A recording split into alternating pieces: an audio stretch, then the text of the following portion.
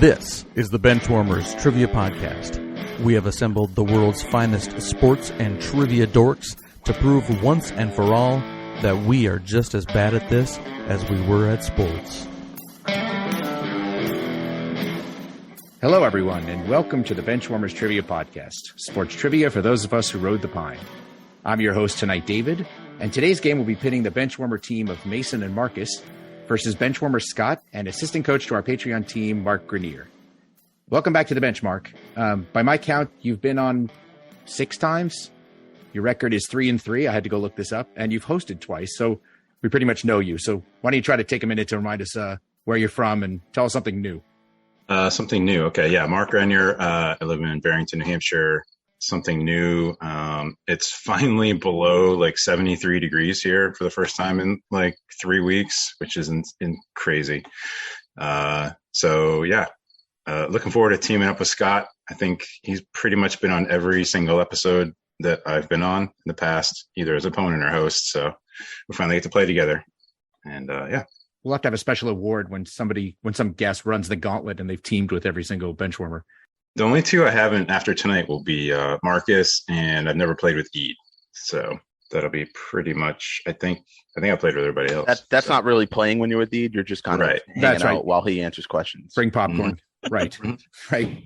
No, you have to be there to shake something loose because he's got so much information. You just got to be there to like give him any like a little fragment of something, and then he'll take it. And like what he does is he likes to pretend like he doesn't know things sometimes to make you feel good. Yeah. He's like, oh, what is that again? What's that name again? And then you take 3 minutes to pull it, and he's like, or you take too long, and then he goes, oh, I got it because he had it all along. Or when you finally get it, he goes, oh, I forgot it. Yeah, like we don't know. Like he forgets stuff. Hey, people don't need to know how the sausage is made, Scott. What are you doing? It's pretty obvious when you listen to the podcast. He's not wrong. I think that's pretty spot on. All right, Scott, how are you doing tonight? I'm good. I'm excited to team with Mark. I was amazed when he said the only people I haven't teamed with were Scott and Markkus and Ede. I was like, really? I don't know how we've gone this long without teaming together. Maybe you just wanted to win, Mark, and that's why we put you with other people when you came on.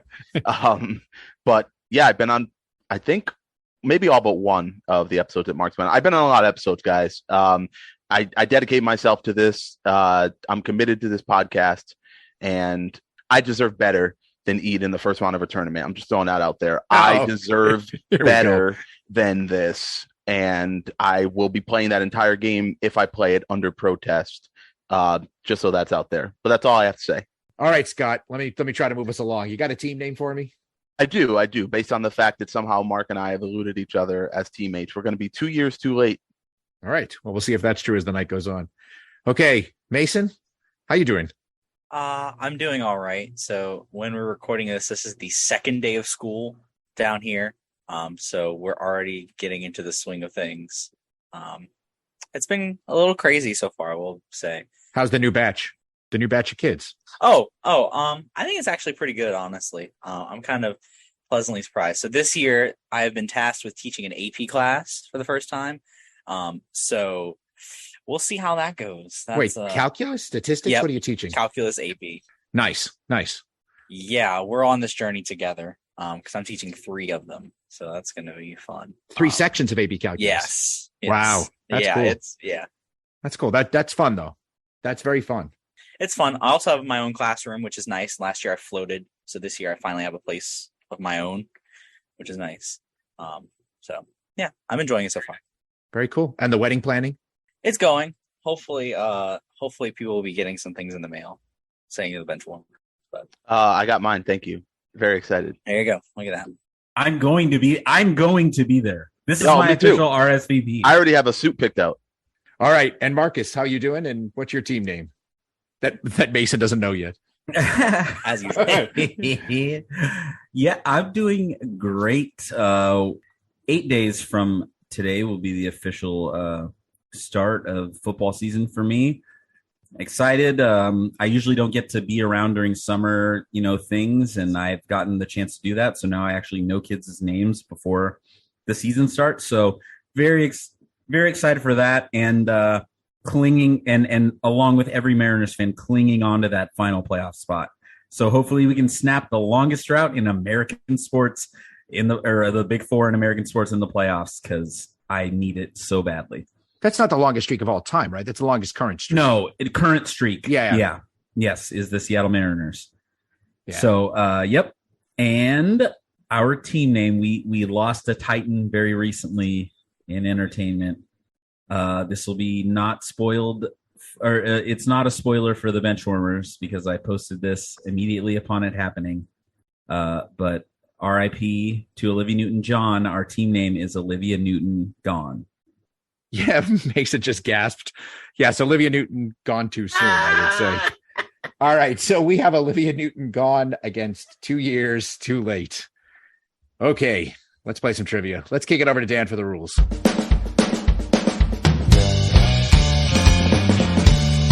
We'll be starting off with the coin flip question to warm up the teams. This will be followed by 4 quarters of play, each with a different trivia style. The styles of quarters 1 through 3 will change from show to show, and I will explain them as we go along. Like any good sporting event, we will have a halftime show after the second quarter with entertainment questions pertaining to sports. And in the fourth quarter, our teams will wager from their points accumulated to see your today's clipboard captains, to be honored like the true benchwarmers they are. All right, let's get this game underway. All right, it's time for the coin flip. 50-50 warm-up question. This will be worth 10 points, as we all know. And since, Mark, you're our guest, although practically not a guest anymore, we're going to give you and Scott the coin flip question. So, which has occurred more frequently in Major League Baseball history? An unassisted triple play or a player hits for the natural cycle? Now, since you may not know what a natural cycle is, because it's not a term that's used that often, everyone knows what a cycle is. Single, double, triple, home run in the same game. A natural cycle is when you do them in order. So a single, then a double, then a triple, then a home run. So which has happened more often, a player hits for the natural cycle or an unassisted triple play? Mark, I feel like unassisted triple plays are a little bit more common than people think. Like, didn't one happen this year or last year, I think? I feel like I recall one happening. I do. I almost brought a coin down here for the coin flip question, just because I can't even remember anyone. Has anyone hit for the cycle this season? I feel like it hasn't happened as much this season as it usually does, let alone a natural cycle. I feel like you're right that like there's more triple plays than you really think. Oh, you said unassisted, right? Unassisted, David? yeah, even unassisted though. It's probably, again, we're here. It's like one of them, there's going to be like 10 in history and the other one's 11 or something. I can't even remember the last normal cycle, let alone natural cycle. Yeah, I mean, I would say I can recall, I feel like an unassisted triple play happening more recently than a natural cycle, which seems really hard. Yeah. Really infrequent. I agree. I mean, I'm interested to find out who it was. I think we're both leaning towards we're going to go with unassisted triple play, David. All right. Well, a natural cycle has happened 14 times in Major League Baseball history. The last time was actually by Gary Matthews Jr., and I think the year was 2004 or 2005. So it has been a while. So that was 15 times. The natural cycle has happened 14 times. Sorry, the natural cycle's happened. Sorry, I said that backwards. The natural cycle's happened 14 times. And the unassisted triple play has happened 15 times. Sorry, I just said that backwards. So you got it correct. And some of the legendary guys who have turned the unassisted triple play, at least in our lifetimes, or your lifetimes, there have been many more in my lifetime. Rafael Furcal's done it. I was just going to say, didn't Rafael Furcal? That's the last one I remember. Randy Velarde did it. Mickey Morandini did it. Troy Tulowitzki has done it. It's typically a shortstop. And everybody's running on the play. The shortstop catches a line drive, immediately tags second to tag the one guy off, and then the guy at first doesn't realize what happened, is tags him. It happens like within 5 seconds because otherwise everybody's scrambling back. But anyway, yes. I think once it even happened, a center fielder did it. Like he was running in for the ball and the same kind of thing happened. He was just like, I'm tagging everybody out. So well done to 2 years too late. And heading into the first quarter, we have scores of 2 years too late with 10 points and Olivia Newton-John yet to get on the board. Before we get to the first quarter, we wanted to let you know that we are on Patreon if you'd be interested in supporting us financially. Your contributions will be used to help us cover the costs that it takes to bring you the high-quality sports trivia you have come to expect from us. There's also some great perks that come with the Patreon membership to the Benchwarmers Trivia Podcast, including bonus episodes and Benchwarmers swag. You can find us at patreon.com/benchwarmerstp. Thanks. So today's first quarter will be sporting haikus.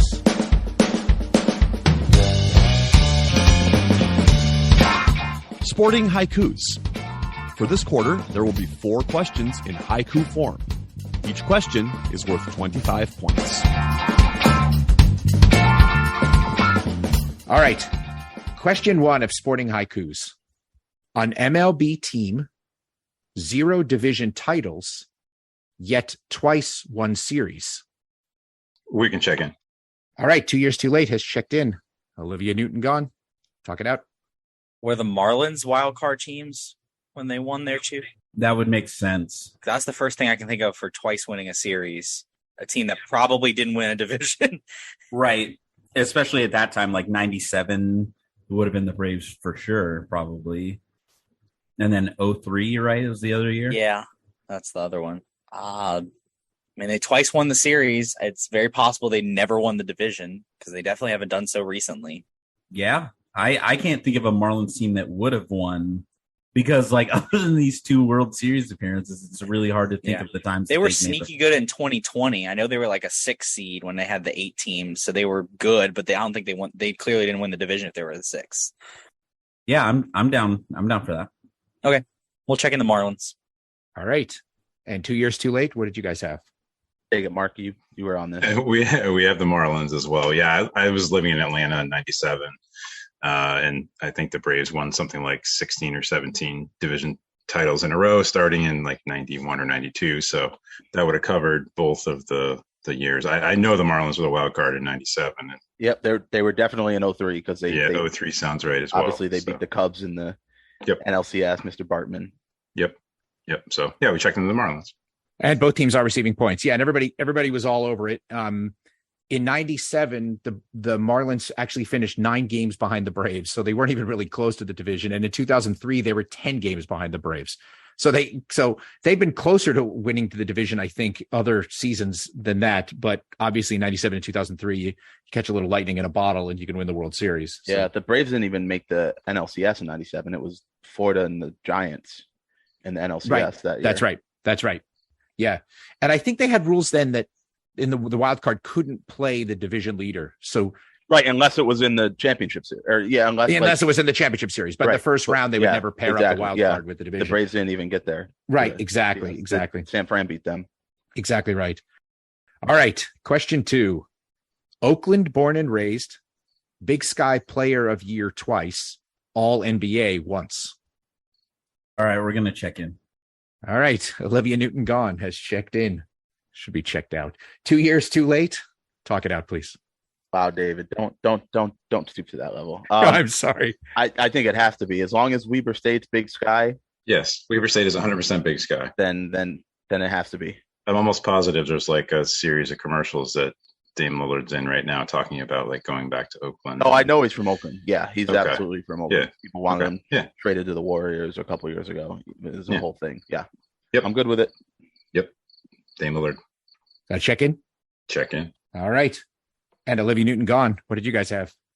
To me, the holy trinity of Oakland basketball is Jason Kidd, Gary Payton, and one Damian Lillard, and that's what we checked in with. And both teams are receiving points, and that was exactly my flavor text, and I totally agree with you. Yep. Three great guards for sure. Okay, question number 3. Famous hoops record. Why was the game in Hershey? No video proof. We'll check in. All right, Olivia Newton-John has checked in. 2 years too late. Talk it out. You haven't seen video of it, Scott. You just texted me. There's a photo of Wilt holding the 100 points. Yeah, I mean, I've definitely seen that. I guess any video of him making a basket, you can just say, Wilt scored 100 points and then show him making a basket at any time. I know for sure that the 100-point game was in Hershey. I can't remember why, but yeah. So checking in, Wilt scoring 100 points. All right. And Olivia Newton-John, what did you guys have? Yeah, I don't know why I remember this game happening in Hershey, but yeah, it did. So we checked in with the Wilt Chamberlain 100-point game.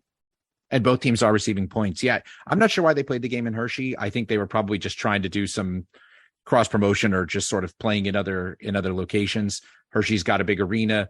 They said that the arena was only half full. Nobody was videoing. They didn't capture all those things. College basketball was more popular than pro basketball back then.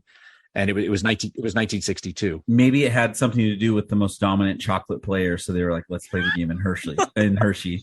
Oh my! Hey.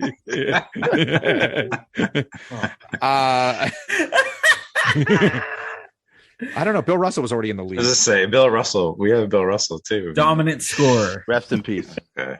Exactly. Yeah, I mean, back then, I think this used to be more common, but the Celtics used to play home games in Hartford sometimes. And I remember that they had occasional games in New Orleans before they had a team. So, but yes, the answer is Will Chamberlain's 100-point game, which was in Hershey. I'm pretty sure that the first NBA game in history was in Toronto. And it was like, I don't know who it was, but it was not Toronto. Now David's got to change his fourth quarter question. That's right. Oh, sorry. That's right. That sounds like a David fourth quarter. No, there would have to be more statistics in it and stuff. All right. right. No, I know. Oh, yeah. You'd stuff it up, of course. Yeah. All right. Question 4. Hall of Fame QB. Switzer, once his college coach, and also won in pros. I say let's do it. All right. Let's check in. All right. 2 years too late has checked in. Olivia Newton-John, time to talk it out. So Troy Aikman started at Oklahoma and then transferred because he wasn't an athlete and they were running the option. I believe that's whatever, Jamel Holloway, all that stuff. Yeah. So that's my initial thought. I can't think of any other Hall of Fame QB that would have played for Switzer at Oklahoma. Oklahoma wasn't the quarterback factory that it is now. Yeah. Did Switzer only coach for the Cowboys? Was he anywhere else? No, I don't think so. That's why I couldn't think of anywhere else. So I feel like it has to be then, because if there's no other place that I can think of that he coached in the NFL at least. No, I can't. So yeah. Didn't he go back to college maybe after he got fired? Maybe. I don't know. That seems more likely. Yeah. He probably did that. He's like, the NFL's not for me. I'm going back. Oh, wait, I can't coast off the back of Jimmy Johnson's team building? I think I'll go back to college. So you want to check that in? Yeah, that's fine. All right. We'll check in with Troy Aikman. All right. And 2 years too late. What did you guys have? Yeah, there was a guy who started at Oklahoma, transferred to UCLA, got drafted by the Cowboys, became a Hall of Fame quarterback. His name is Troy Aikman. And yes, he left OU. I remember you said the name, Marcus. I couldn't remember who. I'm like, they brought in some super athletic guy that I can't remember his name. It's like, yeah, it was Holloway. So yeah, Troy Aikman. And both teams are receiving points and had it exactly right. A lot of people, the subtle part of that clue, of course, is that a lot of people don't remember that Aikman started out in Oklahoma. But yes, he did transfer to UCLA and then was the number 1 pick by the Cowboys. Overrated. Yes. I don't think Switzer went back to college either. I think he just retired. No, he retired. Said, I'm going to go count my money on the golf course. That's exactly right. That works too. Good for him. That's the dream. That's where I want to get, guys. I want to coast off the back of somebody else's success, take over a team, win a title, and then I'm going to be like, peace out. I'm going to get an analyst job and make $80 million a year just criticizing other people.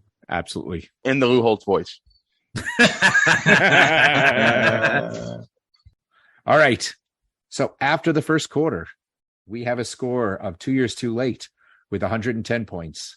And just behind them with 100 points, Olivia Newton-John. Today's second quarter will be Flop, Turn, and River.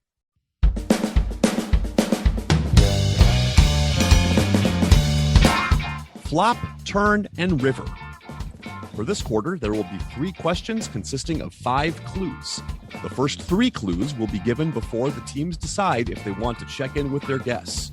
The last 2 clues will be given one at a time, with teams deciding if they want to check in with their guests after each subsequent clue. If a correct answer is checked in after the first 3 clues, the team will receive 50 points. After the 4th clue, 30, and after the 5th clue, 20. All right. Question 1, Flop, Turn, and River. Who am I? Clue number 1. When I came out of high school, Rivals.com rated me only the 39th best quarterback in my class. Clue number 2. I have the most career touchdowns and passing yards for any quarterback that has never been to a Pro Bowl. Clue number 3. I share the record with Joe Montana for the most touchdowns in a single postseason without an interception. You want to go with what I said? Yeah, I like it. Okay, we'll check in. Ooh, Olivia Newton-John has checked in. 2 years too late. I'll give you a couple of seconds to talk out whether you want another clue or want to check in? I feel like we have too many names. I think we need to take one more. Even if we take one more and we get it, they got it. We're still tied, so it's not like. Yep. Yeah, let's do it. All right. Clue number 4. I am the most recent Super Bowl winning quarterback, not from a Division 1A school. Not from a Division 1A school. Okay. Yeah. So that would. So I still think it's Joe Flacco. You're Joseph Flacco. Let's go back and just think about it. So who won last year? Stafford. Year before that was. I mean, think about Brady, Mahomes. Right, Cool. those yeah, guys. So that was Brady, Russell then Wilson. Then it was Brady again. I mean, because we keep winning.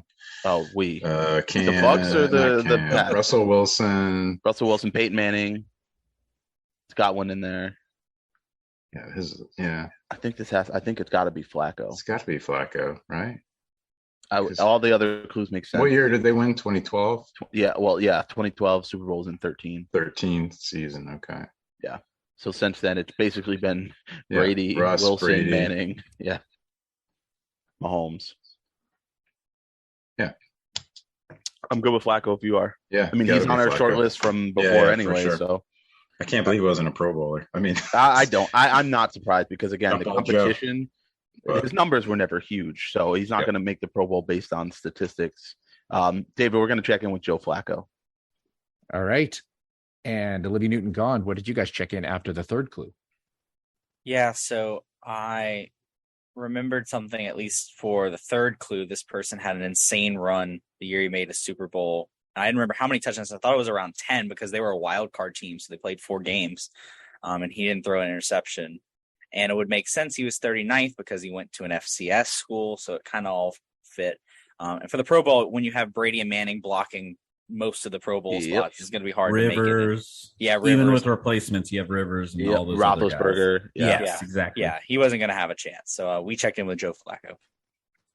All right. And my clue 5 was going to be, I was the MVP of Super Bowl 47 as my Baltimore Ravens won their second Super Bowl. And the answer is Joe Flacco. So points for everybody. Well done. That's 50 for Olivia Newton-John and 30 for 2 years too late. Joe Flacco, who says he could still start on an NFL team. Hey, Joe Flacco better watch out or Zach Wilson will steal his girl. Or his mom. Same difference. All right. Question number 2. Who am I? Clue number 1. I made my major league debut in 1989. Clue number 2. I won 5 gold gloves in my career. Clue number 3. When leaving the ballpark in 2005, I got into an altercation with 2 cameramen who I shoved and was ultimately suspended and fined $50,000. Not that anyone was counting. How confident do you feel with that, Marcus? On a scale of 1 to 100, like 41. Okay. Yeah, I mean, I'm just being honest. That's oddly specific. I would never lie to you. Okay. Well, thank you, Marcus. I appreciate it. I mean, actually, Mason, if I'm being honest, I probably would, but it wouldn't be over something like this. Thank you. I would lie to a lot of people.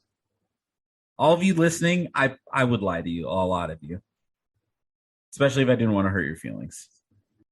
Wait, under what circumstances would you not want to hurt somebody's feelings? Never mind. I don't want to distract you. All right. Okay, here's...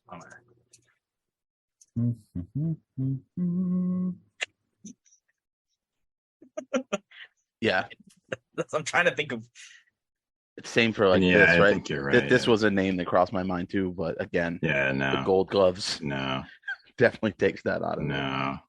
Yeah, he's earlier too. I actually like this because I'll just say this right now: we're both talking about the same things. It's the gold gloves clue that's like a really it takes out all the people you think it would be. It takes out a lot of people that you would think, and I'm glad we're both in the spot thinking about this exact thing.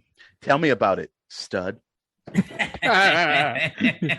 right, I'm going to need some check-ins or other clues. That's not it, but you gave me something. No. I'm trying to think. I'm trying to think of from that right. way. Right. But no, I mean, if I think of that, I think of that, but also Right. same issue. Right. Let's just take another one. Yeah, let's take another. All right. Olivia Newton-John has decided to take another clue. 2 years too late. What would you like to do? I feel like we also need to. Yeah, I think the same thing. Yep. All right. Clue number 4 for both teams. I pitched the 14th perfect game in baseball history on a warm summer's evening in 1994. All right. Well, that changes things. I got this, Marcus. Yeah. Do you see? Yes. Hold on. Yeah. Yes. Yes. Yes. Yes. We're checked in. All right. Olivia Newton-John has checked in. 2 years too late. Got about 2 minutes to talk it out or take another clue. Okay. So now at least we know it's not any of the people that we mentioned previously. No, we didn't even mention one single pitcher Right. previously. I'm sure our list is very God. similar to their list as far as people that we had in mind. So Jim Abbott? He wouldn't. Just Well, he wasn't no-hitter. playing in 05 to be leaving the No. ballpark, unless he's not active when he's leaving the ballpark. If he was a Right. spectator, I don't know. I think we need another clue, Scott. yeah, I think we do as well. This sucks. All right. Is that final decision? Yeah. Yeah. All right. Clue number 5. I retired after 20 years in the majors because sometimes it's just time to fold them. Oh, Kenny Rogers. That's right. This. Oh, David. Yeah. Yeah. I can't. Check it in. Kenny Rogers. I haven't thought about that dude in like a decade at least. All right. Now that I hear you say that, I do remember the camera issue. Okay. Anyways. So Olivia Newton-John, should I go to Mason for this one? Yep. All you right. go to me for this. Mason, please. Yeah. Well, hold on, Mason. Before you go, the first thing I said was Randy Johnson absolutely had an altercation with the cameraman. I'm pretty sure when he was in New York. That's not surprising. But yeah, when he got traded right. there, I was like walking down the street, right? And he punched the cameraman or something. Yeah. Like he said, like get out of my face, because that's kind of how to talk. Randy Johnson was very articulate, and he had kind of a certain way of speaking. But anyways, but then the Gold Gloves obviously threw us off, so we got off that scent. And go ahead, Mason. Yeah. So the first thing I noticed was the comment at the end of clue 3. Not that anyone was counting. I was like, what is that supposed to mean? We tried to figure that out too. And we thought and Marcus said maybe it was because of a big contract of some kind. And I was like, there has to be something to it. And as soon as clue 4 came up with a warm summer's evening, that's when it all clicked together. So I guess with the altercation, he should have known when to walk away and know when to run. But it's Kenny Rogers. Spot on. And yes, not that anyone was counting, is because you never count your money when you're sitting at the table. And the warm summer's evening was the way the song started. Yes, I was lacing clues throughout there. Well done to both teams for eventually coming around to it. The answer is Kenny Rogers. He won Gold Gloves. I think he had 3 different stints with the Rangers, and he won Gold Gloves 2000, 2002, 2004, 05, and 06, I think. All right. Great question, David. I love that. I love that. That's a good one. The counting thing immediately put us on Bobby Bonilla. Like, don't count his money. And we're like, he did not win 5 Gold Gloves. No. Get off that. Definitely not. No. You're right about that. All right. Question number 3. What am I? Clue number 1. I am a university founded in 1871. Clue number 2. From 84 to 95, I set the record for most consecutive national championships in any men's or women's sports when I won 12 straight indoor track titles. Clue number 3. Though none of my players have won a Heisman Trophy, I had one player who finished second 2 years in a row. I mean, we need to take a risk. Yeah, I feel super confident in the clue 2 part of it. So I'm trusting you. Yeah, I think we're good. We're good to check in. All right, 2 years too late. Have checked in. Olivia Newton-John, talk it out. Oh my gosh. So I'm disregarding clue 2 because I have nothing on that. Yeah. Indoor track. You don't have a good. No. So Alive in 1985, Mason. Yeah. Yeah, was not alive for any of those. So no, I have no idea. So my thinking is I'm going off of clue 1 that 1871, that for universities to be found. I feel like it's a West thing. You're right. That's just my gut based on the time frame. Yeah. But all the schools I think of either have a Heisman winner or I can't think of anyone that won that second 2 years in a row. So I'm trying to think of West Coast schools that fit that. It might not even be West Coast, but that's just kind of where my first thought is. Yeah, and so some of our discussion was I said I know Andrew Luck finished second twice, but they have a Heisman winner. Yeah, they do. So did Bryce Love, right? He finished second. Yeah. Yeah. Toby Gerhart finished like top 3 at one point. He finished second. He should have. And McCaffrey won. probably was somewhere around there. Mark Ingram, piece of trash. So someone who finished. So my interpretation, that means someone who finished second twice in a row. So I'm trying to think of who would have done that. That never won a Heisman. I think we need another. I don't know. All right, we'll take another one. All right. Clue number 4. My men's basketball team made the Elite 8 in both 2021 and 2022. The first 2 times we've made it in more than 25 years. The last time we went to the Elite 8 in back-to-back years, we made the finals both times. Okay. Who made the Elite 8 this year? There was an SEC team in the Elite 8. Who was it? Hold on. It wasn't Tennessee. Arkansas? Did they make the Elite 8? Yes, Arkansas made it. And that would fit the time frame, right? 25 years would put in the 90s. Making the finals back-to-back years in the 90s. Did they make it back-to-back years? The last time we went to the Elite 8 in back-to-back years, we made the finals both times. So when did Arkansas make the championship? I was in the mid-90s, right? Like 94, 95-ish. Yeah, that area is kind of fuzzy, but I well, 25 years from there would have made it 2019, right? Well, more than 25 years. I mean, more than 25. It could be, more than that, but kind of fits. I could see Arkansas being made at the last 2 years. They have a pretty solid team. Yeah, they into the season. But then that would mean the back-to-back guy would have been Darren McFadden. Did he? I know he finished high. Yeah, I think that makes sense. That kind of fits, right? Yeah. 1871. One of those years was Troy Smith, maybe. So 06, because I think he was the 08 draft. Yeah, that seems about right. And then 07 would have been what? Jamarcus Russell? No, well, I mean, that was the year, but it would have been Tebow or Bradford. It was one of those two. Yeah. I kind of like it. Yeah, I don't know you got on Arkansas, and then that made me remember. Yeah, I think McFadden did finish runner-up twice.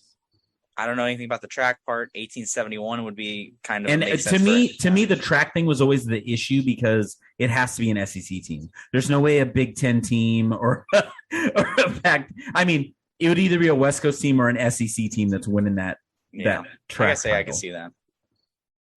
Okay, I like it. You want to go for it? Sure. Okay, we'll go with Arkansas. All right. And after clue 3, 2 years too late, what did you guys have? So I was a Division I track athlete in 1992 through 1996.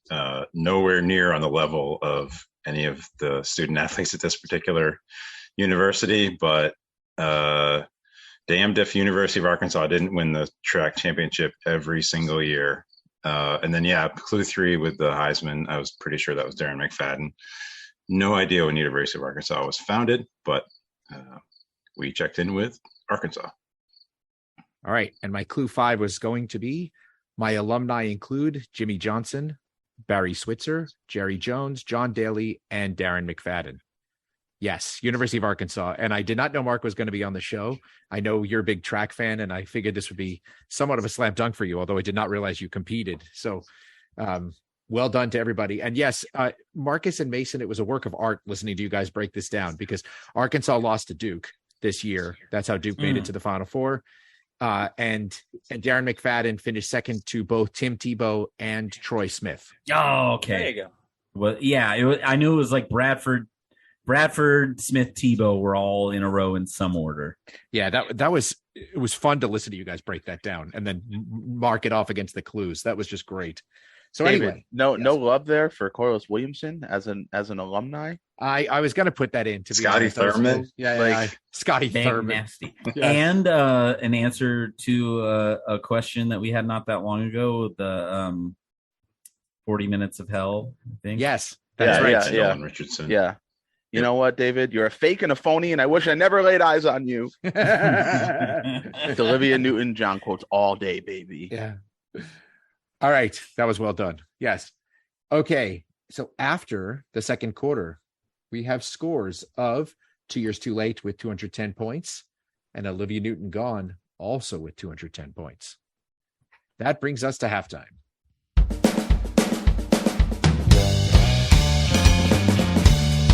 It is now time for the halftime show. There will be 3 entertainment questions pertaining to sports, with each question worth 25 points. All right. So this halftime is dedicated to traditional foods at famous sporting events. Oh, no. Something out of a helmet. I'm going to... Is ice cream in or outside of a helmet? That's the question we have to ask ourselves. There will be no callback to ice cream in a helmet. I am simply going to name a particular food or drink, and you have to tell me the sporting event that it is closely associated with. All right? Yeah. Question number 1. Mint juleps. Yes. We'll check in. All right. Olivia Newton-John is checked in. 2 Years Too Late. Time to talk it out. We'll check in the Kentucky Derby. All right. And Olivia Newton-John, what did you guys have? Mason and I typed it in at the exact same time. Kentucky Derby. Both teams are receiving points. Yeah, there were, according to stats that I just read, there were more than 120,000 mint juleps that are sold at the Kentucky Derby each year. I heard they're gross. They're not great. I do want to try one because I'm a big mojito fan, and it's kind of like it's close cousin of the mojito. So We have a mint plant on the deck that my wife bought and like mulls fresh mojitos, fresh mint or mojitos, like all right, 3 nights a week. I'll be up there soon. Bring it on. That's awesome. I bet the mint grows nice in New Hampshire, actually. All right. Question 2, strawberries and cream. I mean, that makes sense, Mark. Yeah, I'm almost positive that's right. I feel I'm good with it. All right, we'll check in. All right. 2 Years Too Late has checked in. Olivia Newton-John, please talk it out. Tell me more. Tell me more. Mason, please. My first thought, I don't know why. First thought was Wimbledon, but that's the first thing that came to my head when I saw that. I don't know if it's right. I mean, that's a British thing to do. Yeah, it's a very British thing to do. Yeah, it's just strawberries and cream. I can't think of anything else that fits that. Let me get my grandma on the phone. I'll be right back. She'll hopefully, I think she'll remember still. My favorite part about her is that she's been in this country for like 60 years and she still has her accent, which is fantastic. But anyways, go ahead. I agree with you. Yeah, that's as good as we're gonna come. And then there's that TikTok that goes berries and cream with a British voice, so it makes sense for that too. So. Oh, I didn't even think about that. Is that might be the connection there? Berries and cream. Yeah. Yeah, let's do it. Yeah, we'll go Wimbledon. Check that in.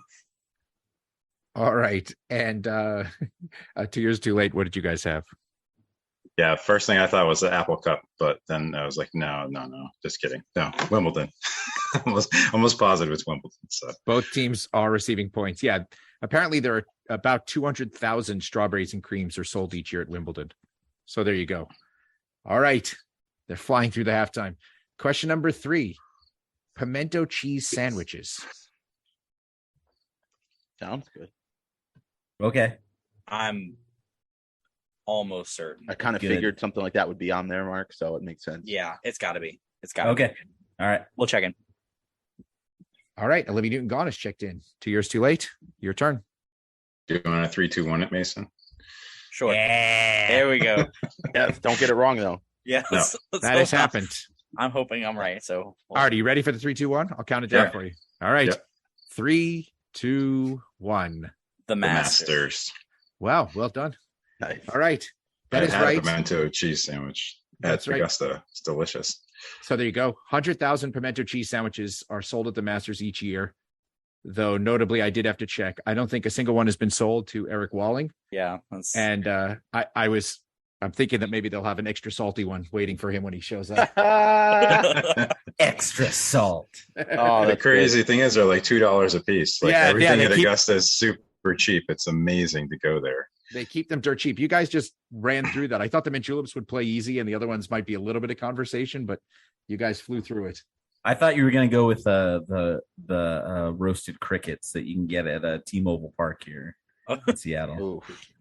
I was trying to stick to specific sporting events. I could have started going That's with, fair. yeah. All right. So after halftime, we have a score of 2 years too late with 285 points. Olivia Newton-John also with 285 points.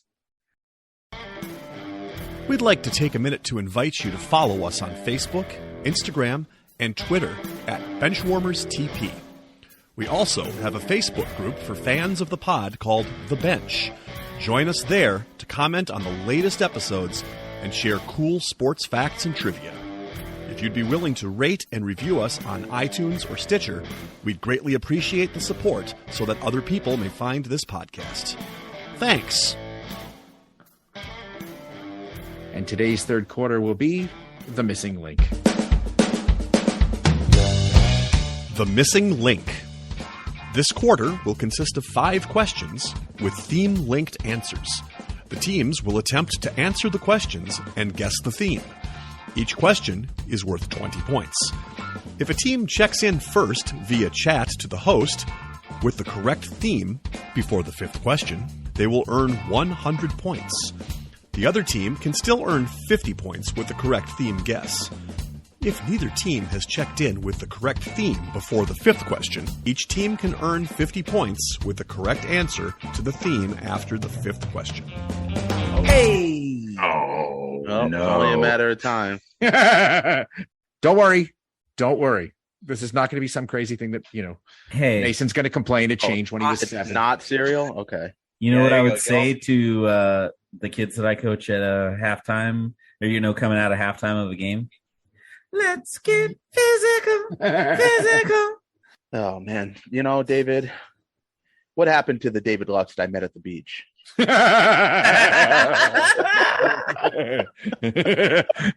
Oh, it's sad how many times I watched that movie when I was a little kid. Same. All It's right. not sad, actually. It's great. Yeah. Hey, we're both putting up a fight here. Oh. Wonder what she's doing now. Just gonna have a sing along now. Okay. Well, hey, at least I just made the most problematic line in that whole song. Like, Yeah, more, there you go. Made it sound not as tame, problematic. Yeah, exactly. All right. Question number 1 of our missing link as I try to pull this back. CFP National Championship Game Defensive MVP in 2019, 28th pick in the 2020 first round by the Ravens, and has started 29 of 33 games in the last 2 seasons. Yeah, I'm good. Does that make sense? Yeah. Yeah. Okay. We'll check in. All right. Olivia Newton-John has checked in. 2 years too late. Your turn to talk it out. Oh, they had a pretty old defense, right? Calais So- Campbell and Is Christian Wilkins on the Ravens? no, that's Miami. Okay. He went Um, earlier than 28th, too. Yeah. Oh, yeah. I think this is. I feel like it's an Alabama player Okay. because the Ravens. Ozzie Newsome loves Alabama players. Yeah. But I think it's too. I think Marlon Humphrey's been in the league longer than. Can we take another clue? Can we take another clue? Or- Andy No. Rogers. There you go. If it's not more, I'm trying to think of the rest. I'm trying to think of their linebacker core because they have. They have Patrick Queen. He went to Oh, LSU. it might be Patrick Queen. He went to LSU. Were No, they I in the know. national championship game in 2019? Yeah, they were, right? Because this is Burrow's 3rd season. Yes, I think it's Patrick Queen Okay. because I know he was a late first rounder, That makes a lot of sense. and I know he plays for the Ravens. It's good with me then. Because, he went to LSU and they were in the 2019 title game for sure. And he was really good in that game. Yes, he was. Yeah, he outshined like a lot of the other he was standout awesome. defensive. Yep. All right, David, we're going to check in with Patrick Queen. All right. Olivia Newton-John, what did you have? Yeah, 2019 national championship is an automatic trigger for me. And yeah, so it made sense. He was a late round pick in the first round for the Ravens. So we just kind of waited it out because I don't want to give anything away. But yeah, it's definitely Patrick Queen. And both teams are receiving points. Well done. I couldn't think of their young. I'm like, which young linebacker do they have? Because I was like, where's Kenneth Murray? Where's so and so? And I was like, Patrick Queen. There it is. All we're doing is thinking of Bama and Clemson players. That's what Scott texted me right off. The one year LSU was there. Yep. Well, and it's turned into a good thing, but I was real upset when the 27th overall pick in the 2020 NFL draft, the Seattle Seahawks select Jordan Brooks, inside linebacker, Texas Tech, and Patrick Queen went the pick after, and I lost my mind. And then and then Jordan Brooks set the Seahawks franchise record for tackles last year. So feel okay about it now. Yeah. All right. Question number 2. The youngest of 3 brothers who all played major college basketball in the 90s and 2000s, each playing for a different major Division I school, all west of the Mississippi. Though the oldest brother went undrafted, he and his middle brother were both first-round draft choices, and he last played in the NBA for the Timberwolves in 2017. Man. All right, I'm going to need some answers. Wow. It's a very David Luck's question. Just trying to piece our way through it. Yeah. This was one you might need another clue. Like one Mark said. Yeah, it's absolutely 15 minutes one that we on. need another clue. Oh, man.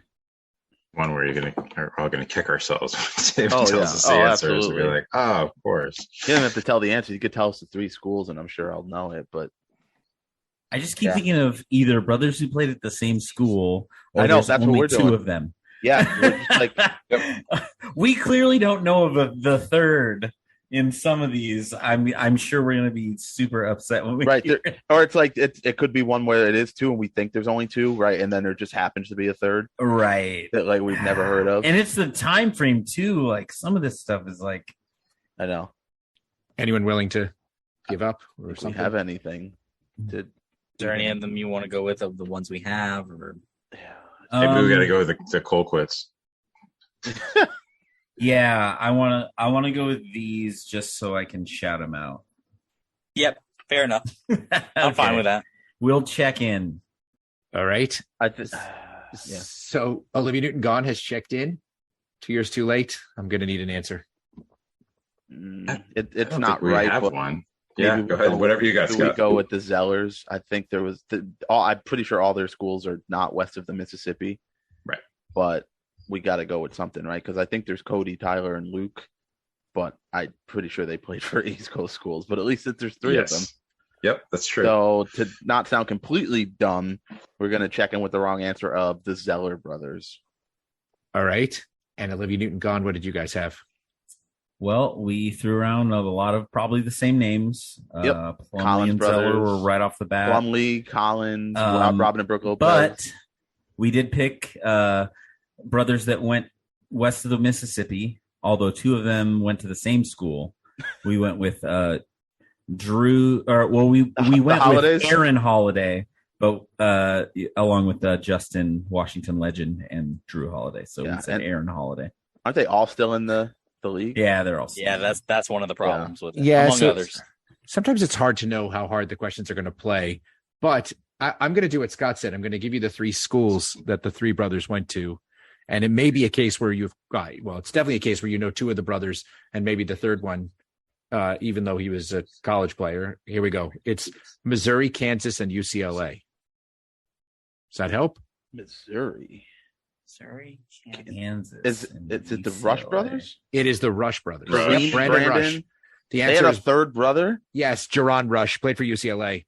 Oh, Yeah, wow. I Yeah, remember him. never would have. Yeah. Well, I didn't even know Brandon Rush had a brother.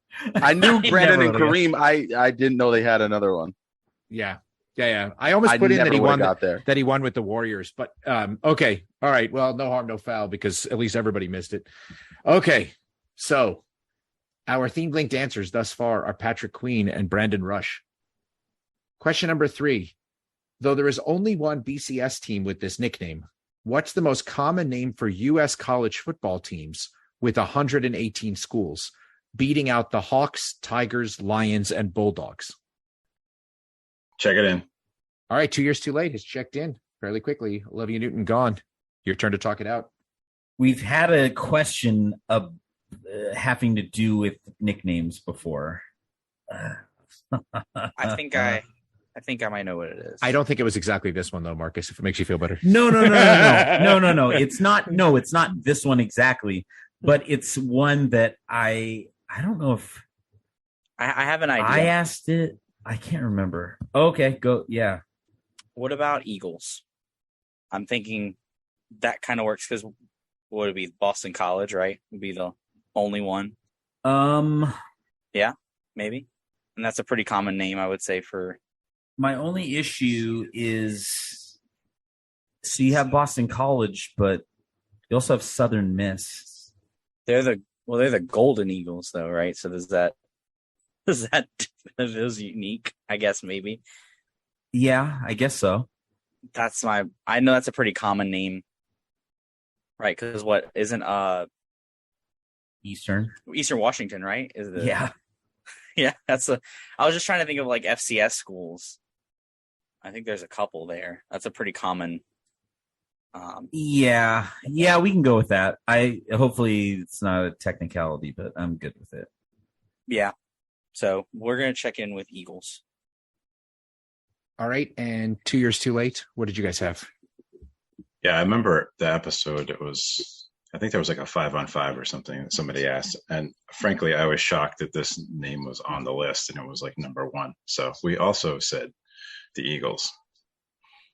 Yeah, both teams are receiving points, and I'm glad that didn't trip you up. I probably should have said Power 5 conferences because Southern Miss is the Golden Eagles, and you get stuff like Marquette. But the only Power 5 conference is the Boston College Eagles, but there are massive other Eagles when you go down multiple divisions. So Yes, so the correct answer is Eagles. And our themed linked answers thus far are Patrick Queen, Brandon Rush, and Eagles. Question number 4. The term frequently used to describe a player who spends his career moving from one team to the next. The term is thought to originate from French, describing someone who may work as a craftsman in many different locations. All right. Yeah, let's go with that. We'll check in. 2 years too late has checked in, and Olivia Newton-John. I'll give you about 30 more seconds to talk this out. So the answer to the question we think is right is a journeyman. Sure. I mean, journey seems like it could have a French derivation. Journée. That was really good, Marcus. Really. Perry. Yeah. I don't know. That's the only thing. I don't have anything else better. So. All right. I'll go with that. By the way, speaking of journey, that's one of my favorite parts of basketball is the fact that a lot of their implied psychouts have to do with Steve Perry. It's fantastic. Anyways, so we'll check in with journeyman. All right. And 2 years too late. What did you guys have? I mean, it felt like it made too much sense. It seemed too easy, right? Like initially I'm like, oh, journeyman, because that's Ish Smith. Like that's Tony Massenberg. Like that's what we call these guys. But it's like that seems like it's too easy because we use it way too often on this podcast and just in general. So we're trying to rack our brains to see if anything else like made sense that didn't seem as obvious. And Mark knows more French than I do. So after a long deliberation, we decided to just go with journeyman. And that is correct. I thought maybe the French would throw you off a little bit. The French is my French pronunciation is terrible, but journée or something, or like journal. So I think the origin was it was like a craftsman that goes from town to town and they're like scribing in their journal where their travels have taken them. And that's probably where the term journey came from and thus the term journeyman. But yes, it is journeyman. Both teams are receiving points. And our themed linked answers thus far are Patrick Queen, Brandon Rush, Eagles, and journeyman. Okay, this is the part of the missing link that I came to last time where I felt guilty because Scott was on the show and I always promise him a wrestling question. I have two questions that I'm going to give you as alternatives. And I was also thinking about who our guests were going to be. But I have two different questions. Both work with our theme. And you can pick which one you want to answer. So, question 5A. What city is the only one to have a team that has a 500 record in Super Bowls and an undefeated record in NBA Finals appearances? And I should clarify, that's in the series records, not game records, right? Okay. Question 5, alternative B, if you will. Besides Hulk Hogan, who is the only wrestler to compete in the first 7 WrestleManias? So do we have to choose which one we're going to go with? And You may choose whichever one you want, but you have to convince Marcus not to go for the wrestling question. That's what's on you. I'm pretty sure, Marcus, because right, but can't be. Yeah. Right? Dude. Yeah. I messaged you. Oh, I didn't Right. see it. Yep, You go with that, Marcus? that's definitely it. Hell yeah. Yeah. All right, we'll check in. Take 5A. All right, Olivia Newton-John has checked in with which question we do not know. And 2 years too late. It's your turn to talk it out. Yeah, we're right behind them in checking in. Yeah. I don't think 5A. this was too difficult. I'm actually gonna bypass the wrestling question and not even think about it because we already have 5A. So it's kind of pointless for me to use more of my brain than I have to. I got to save it for your atrocious fourth quarter that I know is coming. So go ahead, Mark. Yeah, Chicago. Chicago's undefeated in NBA Finals, and they are 1-1 in the Super Bowl. All right. So, And Olivia Newton-John, what did you have? Yeah, that's exactly what I sent to Marcus. 1-1 in the Super Bowl, 6-0 in the finals. It's got to be Chicago. So we checked in with 5A, Chicago. All right. And both teams are receiving points. And that meant I won't tell you yet what the other answer is. I'm gonna let Scott and Marcus think about it. But while we're stalling, the theme linked answers thus far are Patrick Queen, Brandon Rush, Eagles, Journeyman, and Chicago. David, do you happen to know Chicago's baseball and hockey teams' records and finals, if you will? Oh no, I would never be able to tell you what the Blackhawks is off the top of my head. Oh, I know someone that could, and I have to face him in the first round of a tournament. Yeah, I heard that's happening. I feel you, Scott. I feel you. Okay, so both teams did get theme answers that were close enough. Olivia Newton-John checked in second, actually. Oh, But after the second question, 2 years too late, checked in with Hall of Fame rock bands.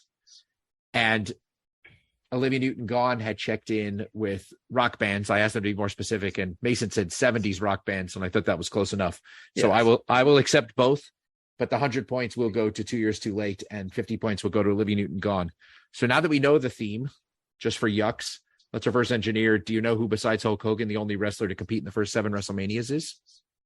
I didn't really think about it, but based on the theme, I'm sure we figure it out. There aren't too many. Now you and Marcus can talk it out together because there's no points on Right, on the because board.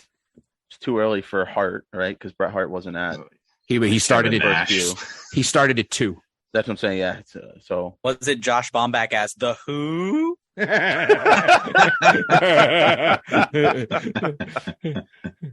I will tell you that I almost I didn't know our original guest who was going to be on, but I almost asked, what's the one word chant that people used to use when Daniel Bryan was wrestling? That was going to be one of my other ones that fit this theme. Right. Is it Tito Santana? It is Tito Santana, which also would have fit the theme. Well done. After the first one, I said to Mark, it's either deck of cards or rock bands when it was Queen. Yep. And so we had two complete ones. I had chess pieces and bed sizes from Queen.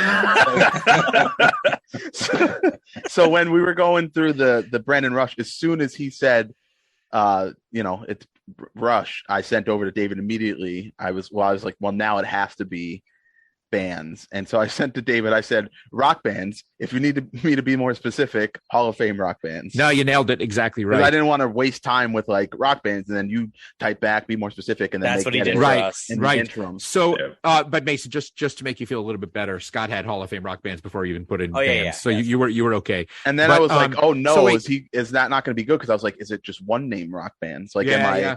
I thought about doing that too, but then I was like, then it gets kind of fishy. All right. So Mason, now I want to know. So you start out with Patrick Queen, then you get to Bernard King, then you get something about the Collins twins, but like how many bed sizes are there?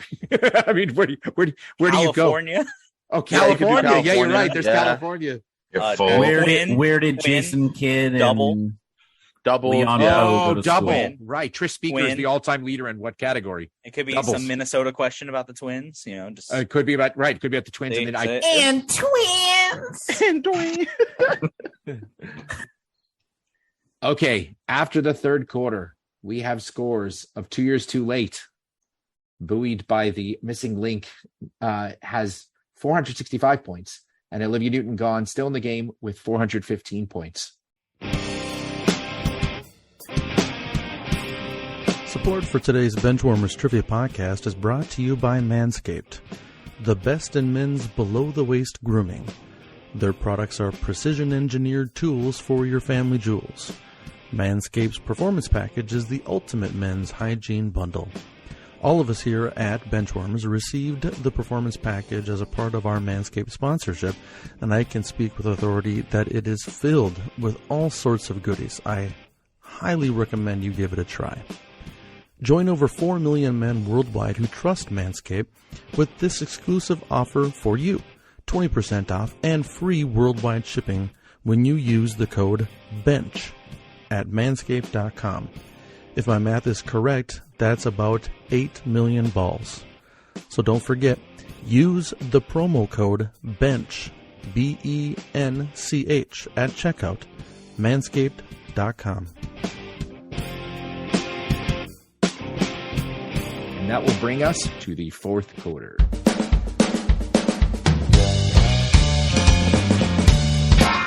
The fourth quarter, known as Put Your Fours Up.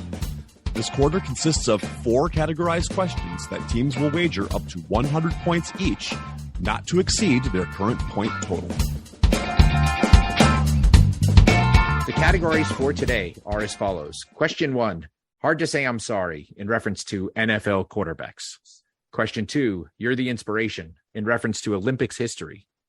Question 3, Saturday in the Park, in reference to MLB leadoff hitters. And question 4, will you still love me, in reference to running backs. It's now time for the teams to place their wagers. Now that the wagers are in, on to the questions. Question number 1, hard to say I'm sorry. Who is the NFL all-time passing yards leader for quarterbacks that have never played in a Super Bowl? All right, we'll check in. All right, Olivia Newton-John has checked in. 2 years too late. Time to talk it out. Yeah, I feel like this has to be. It's got to be that Rivers kid. It's got to be former Indianapolis Colt Phillip Rivers. Yeah. which of his kids? All 9 or 10 That's of a them. lot to choose from. Yeah. There's no other name that makes sense to me. I agree. Besides Rivers, because he's in the top 10, and the rest of the top 10, I feel like they've all played in the Super Bowl. So I'll be interested to see if David tells us who the next closest is. But we're going to check in with Phillip Rivers for 100 points. And you know I will. But anyway, and Olivia Newton-John, what did you guys have? We deliberated, but we both kept coming back to the same name. Pretty sure he's also in the top 10 for no rubbers worn in the league. We also checked in with Phillip Rivers for 100 points. Is he right behind Antonio Cromartie? His former team? Everybody's behind Antonio Cromartie. Everybody's behind Antonio Cromartie. All right. Both teams are receiving points, or both teams are receiving their 100 points. Yeah, and you guys all were all over it. But the top, 10 are Tom Brady, Drew Brees, Peyton Manning, Brett Favre, Ben Roethlisberger, all of whom obviously won. Then Phillip Rivers is next at number 6. Then the next couple are guys who played in Super Bowls, but didn't win. Dan Marino and Matt Ryan. Then we get to Eli Manning and Aaron Rodgers. So he's the only one in the top 10. Mason had that almost entirely in order. Color me unsurprised. Yes, of course. And I mean, before this year, Stafford would probably be the next one, I would guess. Oh, yeah. Yeah. But now, I know he's curious about to get 50,000. Like, he's gonna crack the top 10 in not too long. Let's say that Philip Rivers is the all-time leader in no rubbers but still married. There you go. Top 10 all-time leaders in no rubbers, but knows all of their kids and is in their lives. Jesus. I was going to put it that bluntly, but okay. You can't prove that, Scott. I think I just had to have a quick look to see who the next guy down the list who's never played in the Super Bowl. And at first glance, as I look down the list, number 13, I think is the answer. That would be Warren Moon, actually. Is the next one. I thought about Moon immediately. Noted creep, Warren Moon. Yeah, that makes absolutely. sense. Definitely All right. a creep. Question 2. You're the inspiration. What is the only country to host the Summer Olympics but not win a single gold medal at their own Olympics? I don't know. Do you just want to go with it? Do you want to go with it's the first one you said, right? Right. Yeah. Do you just want to do it? I don't. I think we're overanalyzing. So I agree, 100%. We'll check in with that. All right. All right. Olivia Newton-John has finally checked in. 2 years too late. You'd think after all this time I would know your team name cold. 2 years too late. Talk it out for about 15, 30 seconds. It's really a great question, David, because I can nothing to talk out here. I can basically name all the host cities in most of the years, and I'm just like totally puzzled on because I don't think it's anybody from like 1980 on. I think it's got to be prior to that. So do you think he would go that far back into the 20s? Well, I don't know. Right. I mean, Antwerp hosted in like the 20s or 30s. It's Belgium. It's not really a sports powerhouse, but it's a small country. So, but I mean, Mexico City in 68, I'm like, was Mexico. I don't think soccer was in the Olympics back then. Soccer's not in the Olympics. I don't know that. What else would they? Boxing. Yeah. Boxing, weightlifting, there's all kinds of crazy stuff. A lot stuff, of good boxers right? in the 60s, though, too. So then there's like, it just popped in my head, like we have Helsinki, we have Oslo, Finland and Norway, not exactly known as summer Olympic hotbeds. So I would say stick between the two that you were going between. And yeah, I mean, my gut feeling was Mexico City. So do it. All right. So we're checking in with Mexico for 100 points. All right. And Olivia Newton-John, what did you guys have? Oh, my God.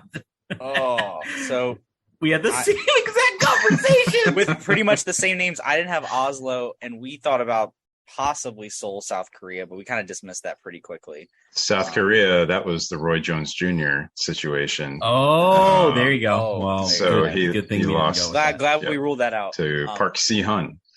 But yeah, the first two I came up with were Helsinki and Antwerp. Because Helsinki was maybe during the World War and got moved or something like that, and then. Or maybe it was a little bit earlier than that. I think it was 52 was Helsinki. Okay. I was trying to go back. Yeah, I knew it was somewhere around like World War II-ish time. And then Antwerp was like you said, the 20s, 30s, somewhere around there. Marcus said Mexico as an idea, and we struggled to think of anything for them. And we kind of went reverse psychology. Like you would think maybe Mexico won a medal in something, so maybe it wasn't them. And so we went with Mexico for 100 points. So sadly, neither team is receiving points. Oh man! The only I desperately wanted you guys to get there, and when Mark was just saying that he could remember back to 1980, and that's where his sort of like clear memories stop. It's not Canada, is it? It's funny to me because my hope was how you were going to get to it is it's likely to be somebody who's a Winter Olympic country, traditionally. Mad. And it turns out it was 1976 in Montreal. Canada did not win a single gold medal. So the answer is Canada. I am not kidding. It's the first thing that popped into my head. And I was like, no, they had to have. Right. There's That's no what's way so amazing. that they didn't. Absolutely. I didn't even say it. But it's honestly like, you're like, oh, Canada, they're not good at anything summer. Why would they be? But no, it's 76. No, they had to have won something. Yeah, right. Just counting backwards. They had steroids. Ben Johnson was right around the corner. That's right. That's right. Right. He was actually Seoul, South Korea. Right. You know what I mean? No. I totally know what you mean.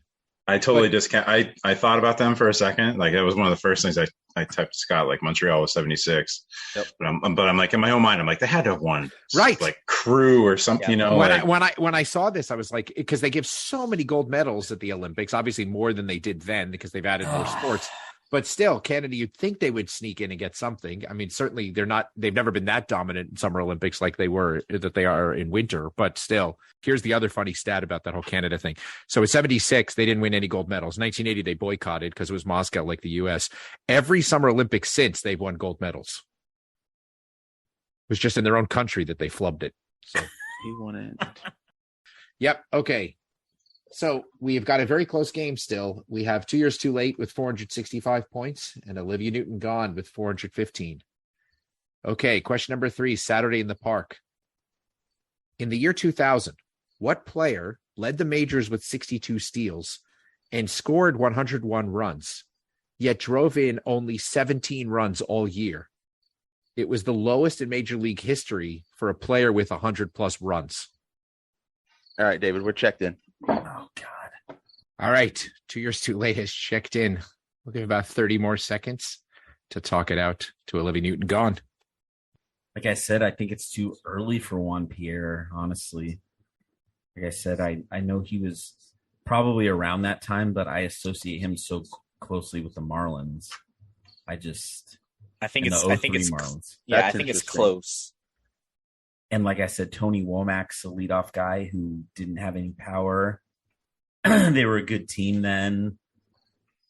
And I'm just honestly struggling to find a lot of leadoff guys. Like, it was a year before Ichiro. It was like, who was leading off in New York? Like, wasn't Bernie Williams leading off still? Like, I'll answer this stuff for you once you check in.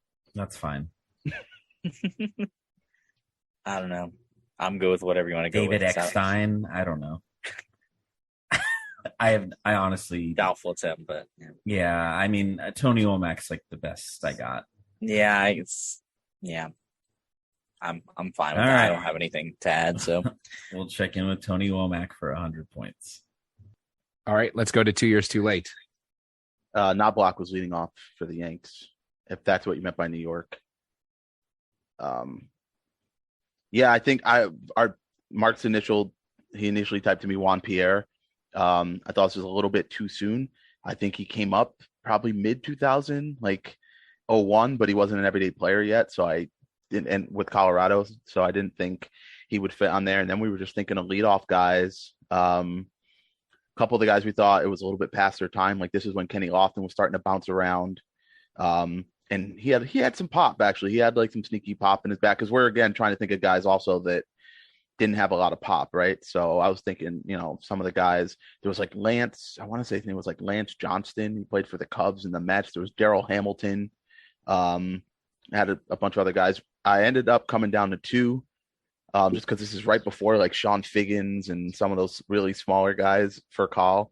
I narrowed it down to like Tony Womack and Roger Cedeno, because Cedeno had some crazy steal seasons with Houston, and then he got traded to the Mets. But then Womack had like no pop whatsoever. I remember when he hit that, I think it was a home run in the 01 World Series, and everyone was like freaking out because he never hit home runs. So that was kind of the determining factor between Womack and Cedeno. So we checked in with Tony Womack for 100 points. Wow. Once again, both teams have checked in with the same answer. And once again, I regret to inform you that both teams are wrong. You definitely had all the qualifications. I mean, you were definitely both hearing you guys talk it out and hear your reasoning. You had all the right stuff. I mean, you were trying to, obviously it's a guy who had 62 steals. So it had to be a speedster. It had to be a guy who was somewhat on base a lot. It virtually had to be a National League player because they get fewer RBI opportunities just because the pitcher ends so many innings, right? I mean, especially back then. So you were all around it, but the correct answer is actually Luis Castillo. In 2000? Yes. Oh, I thought that was too soon for him. No, so he had 101 runs, and I was blown away when I saw, like, I literally saw a stat that said the guy who has the record for the fewest number of RBIs for having 100 plus runs, Luis Castillo. And I was like, God, how do you go through an entire season, play nearly every game, and still only have 17 runs? You would just think somebody would be on base and you'd be grounding out and getting guys in, right? I just associate with him with having more pop than that. Like he could hit it. Yeah, he had he was a double guy. I never would have, because to me, I think of Furcal that way too, because I thought about Furcal for sure. And I was like, he's got too much pop. Castillo's too much I'm pop. very surprised by that. Yeah. And- Luis Castillo played 15 full seasons in the majors, and he had 28 total home runs. Really? Right, but he was like a doubles guy though. Like, Wow. Wow. Yeah, I I associate him with being second in the order because, like Marcus said, the Juan Pierre, Luis Castillo Marlins, it was Pierre was lead off. Castillo Right. hit second. I think when Castillo went to the Twins, he primarily hit second as well. So I don't necessarily, he doesn't pop in my head when I think of leadoff hitters, because to me he's a guy that predominantly batted second. So that's why. Yeah, if he batted after, he must have had more RBIs when he was batting behind Juan Pierre, because Juan Pierre would get on base, exactly, steal second and third, and then come in on a sac fly on a grounder. Yeah. Yes, exactly. All right, we move on to question number 4, and this, my friends, is definitely a David question. What all-time rushing leader for an ACC school is the only NFL running back to rush for at least 10,000 career yards and still not rush for 4,000 for any one franchise? I will give you a hint. He played for 5 different teams in 5 different divisions. Me too. David, we're checked in. All right. 2 years too late has checked in. Olivia Newton-John, you have about a minute left. Okay. We've been tossing around names and schools, and nothing seems to be matching up. But as we were typing out teams, Thomas Jones came up. He had some big seasons with the Jets and Bears. He was originally drafted by the Cardinals. And Mason, you said you're for sure that he played in KC. I think that's where he ended. My reasoning for that, I started playing fantasy football like 2008, 2009. Right. And I have a recollection somewhere around there that he was there. It might have, because wasn't he with the Jets right around then, and then maybe moved to Kansas City? I have a recollection that he was there at some point toward the end of his career. Well, I'm like almost 100% sure that he's Virginia's all-time leading rusher. I think it's either Dalvin Cook or Warwick Dunn's the leader for Florida State, and that doesn't. Right, either one doesn't work for that. So I think Thomas Jones is the best we can come up with. I can't come up with a 15, but people hang on for as long as they can, and it's reasonable to think it could be one of those things bounced around toward then and played for somebody in either the NFC South or East or AFC North or South. I have no idea where he would have went to, but right. You want to go with that? Yeah, I'm right. Fine with that. Do you want to go with it? We're going to check in with famed actor and Virginia all-time leading rusher Thomas Jones for 100 points. All right. And 2 years too late. What did you guys have? Oh, man. We started naming ACC schools and trying to think of the leading rushers, and we didn't think Andre Williams from Boston College had 10,000 rushing yards. What? This is when I could not think of any running backs. He's sending me schools, and I'm like, I can't name a running back from these schools. And he's like, sent Georgia Tech. I'm like, Tashard Choice? Like, it was just, Jonathan Dwyer. It got bad in my head for a while. And then we were thinking about like Willis McGahee, right? Because he hung on and, theoretically could have gotten to 10,000, and he did play for at least 3 teams, possibly more, and then some other guys. And then all of a sudden, out of nowhere, Mark typed Thomas Jones, and we knew the 3 teams that these guys named. And then for some reason, I thought maybe he was a Buck at some point. Like, I couldn't remember where he went, but I knew that he hung around as a backup for a couple seasons towards the end. So it made sense that he would, accrue 1 or 2 more teams that way. And I couldn't think of anyone else from Virginia that would eclipse him as their leading rusher. So it all kind of made sense. So we also checked in with the bodyguard and straight out of Compton, Thomas Jones. Both teams are receiving points, and I'm proud of you. Proud about all 4 of you for staying in there with the David question. Mark told that one, so good for you, man. I don't know if I would have got there. So Thomas Jones had very nearly 4,000 yards in college. He had 3,998 yards, and he didn't get past that at any of his stops. He was 3 years with the Cardinals, 1 year with the Bucks, 3 years with the Bears, 3 years with the Bears, 3 years with the Jets, and 2 years with the Chiefs, which is where I think he finished up. So yeah, he just kept bouncing around. He got the most he had was with the Jets, where he had just over 3,800 yards. With the Bears, he had almost 3,500 yards, but he never got to 4,000 yards. Most of the guys, when you look over the 10,000 yard leaders, the running backs, which I've now studied an awful lot since I came on the podcast. These guys are all generally rack up most of their yards for one team. Thomas Jones is kind of the exception. He is our journeyman, which is our subject of the day. The King Journeyman. The King Journeyman. Absolutely. Well done. How many points did y'all wager? Because I don't think. Oh, sorry, 100. All right, the game has come to an end, and here are the final scores. Olivia Newton-John has fought valiantly and ended up with 415 points. But our clipboard captains of the game, who are receiving the coveted Joe Flacco Award with 465 points, is 2 years too late.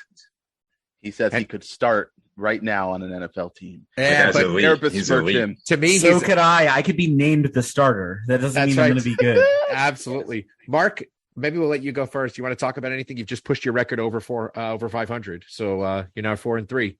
Nice work. Thank you. Yeah, it's a great game, David. Some really mind-bending questions, especially in the fourth quarter. But yeah, I had a great time as usual. It's good to team up with Scott finally. And get a win. Exactly, get a win. That's good. I think I won last time I was on. No, but it's not you winning that's the rarity. It's pairing with Scott and getting with me. Well, that's true. It doesn't happen. So we'll have to do it again. But yeah, great time as always. It was really fun hanging out with you guys for a couple hours tonight. And be on anytime. Awesome. Scott, you want to go next?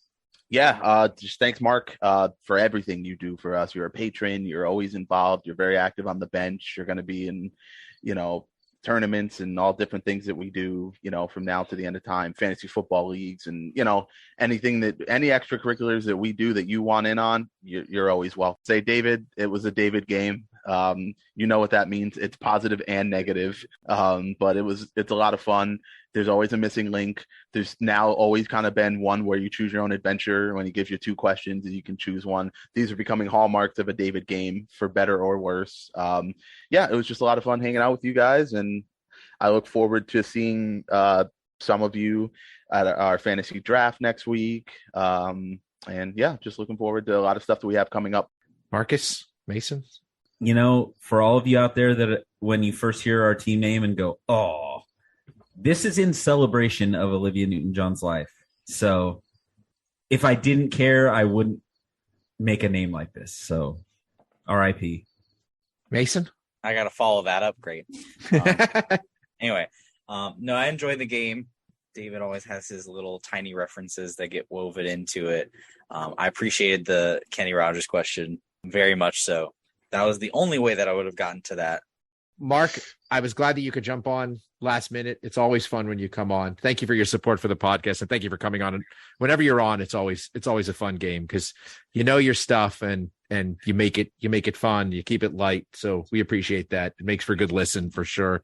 So, and I will thank my fellow bench warmers. And I guess it's getting late, so I will thank everybody for listening to the podcast. And please do come on. We're always looking for new guests. We like our return guests. We also really like new guests. So to everybody else, thank you for listening to the Benchwarmers Trivia Podcast. And until next time, we'll keep the bench warm. That ball hit high and deep. Stretch. Get on back there. They look up. You can put it on the board. Yes. Into deep left center for Mitchell, and we'll see you tomorrow night. That great music you're listening to is by Justin Nozick. Thanks to him for producing that music for us. You've been listening to the Benchwarmers Trivia Podcast. Make sure to check us out on all of our social media. We are at Benchwarmers TP.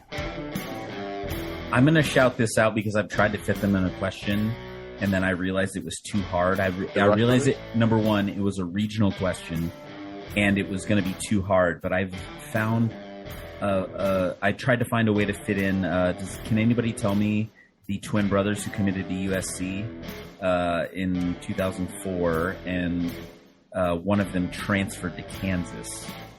And so the end of my question was going to be, there's one letter separating their names. Oh, wait. It's Lodrick and Roderick Stewart? Yes.